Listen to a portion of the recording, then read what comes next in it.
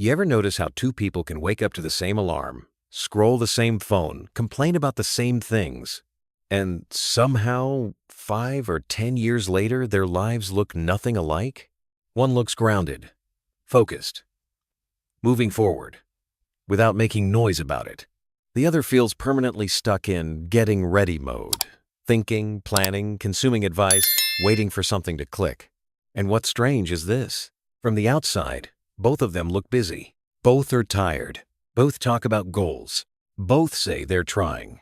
But one is quietly building momentum, while the other is quietly building explanations. And the difference doesn't happen in big, dramatic moments. It happens in seconds, in reactions, in interpretations, in what their mind does right after something goes wrong. Maybe you've seen it in a coworker who never seems stressed, yet always seems ahead. Or a friend who fails openly, laughs it off, adjusts, and tries again, without spiraling into self-doubt or needing validation. Or maybe you've seen it in yourself. Some days you feel capable, calm, clear. Other days, everything feels personal, heavy, overwhelming. Same life, different mindset. That's not random. That's the mental operating system switching on and off. And the people who consistently win whatever winning means for them aren't magical. They've just learned how to run a different internal program. This is the 1% mindset. And it reveals itself most clearly when things don't go your way. Let's start with failure, because this is where most people unknowingly lose years of progress. Imagine two people taking the same risk, launching something new, speaking up in a meeting, going after an opportunity they actually care about. Both fail. Outwardly, they look the same. A joke to hide the sting. A shrug. It is what it is. But inside, two very different conversations begin. One voice turns sharp and familiar. I knew this would happen. I'm not built for this. Other people just have something I don't. The failure doesn't stay isolated. It pulls in old memories, old embarrassments, old doubts. It turns one moment into a pattern, and the pattern into an identity. Failure doesn't just hurt, it defines. The other voice sounds quieter, almost boring. Okay, that didn't work. Why? What was off? No self-attack, no dramatic meaning, just curiosity. This is the first real separation. Most people experience failure as a reflection of who they are. The 1% experience it as feedback on what they tried. Psychologically, this difference is massive. When your identity feels threatened, the brain goes into defense mode. Learning shuts down.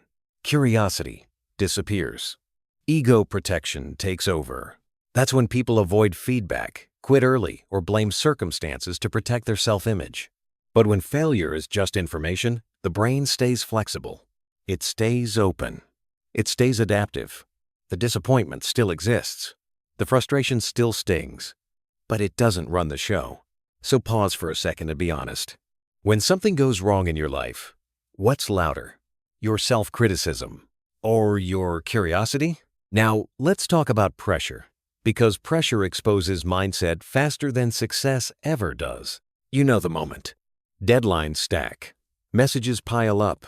Expectations tighten. Everyone wants answers, and they want them now. Most people respond automatically. They speed up. They rush decisions. They react emotionally and call it being productive. But the 1% do something that looks almost wrong.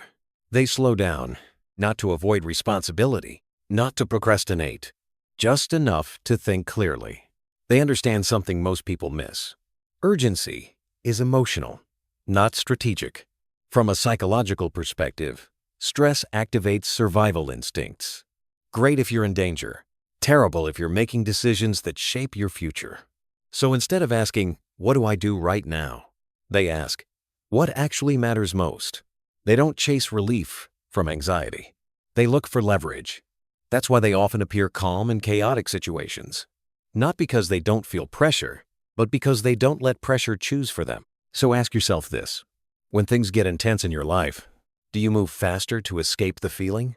Or do you slow down to choose better? Now we need to talk about motivation, because this is where most potential quietly dies. Most people believe motivation should come first.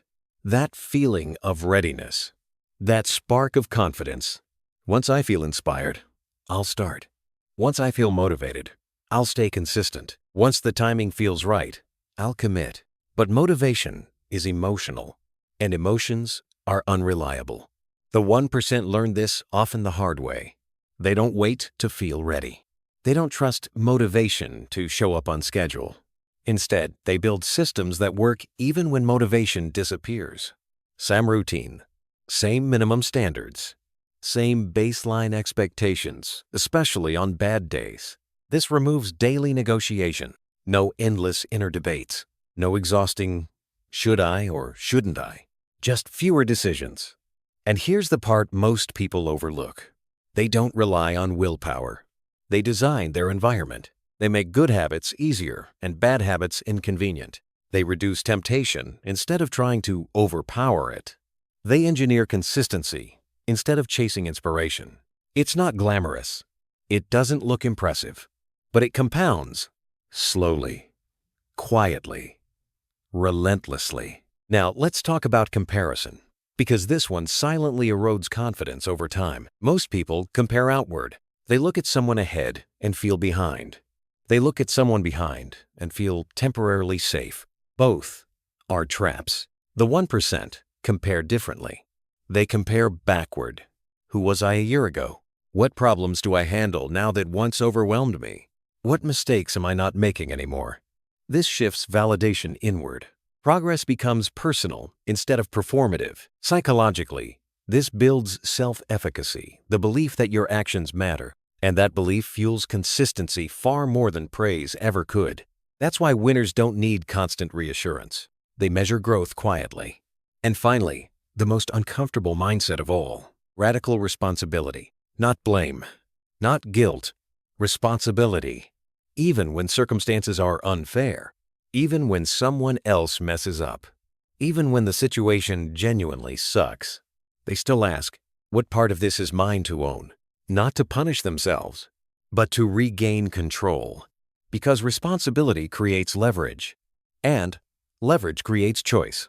Most people trade responsibility for emotional comfort. They say, it's not my fault, and feel relieved but powerless. The 1% trade comfort for agency. They'd rather feel uncomfortable and in control than comfortable and stuck. So now, the real question. Which of these mindsets do you already use, maybe without realizing it? And which one made you uncomfortable? Because it's missing. You don't need to change everything today. Awareness is enough to start. Because awareness changes decisions. Decisions become habits. And habits, repeated over time, quietly shape lives. If this video made you pause, reflect, or see yourself more clearly, please like the video. It genuinely helps the channel. Subscribe for more deep dives into psychology, mindset, and human behavior. And share this with someone who feels capable but stuck. This might be the shift they've been waiting for. And tell me, which part hit you the hardest?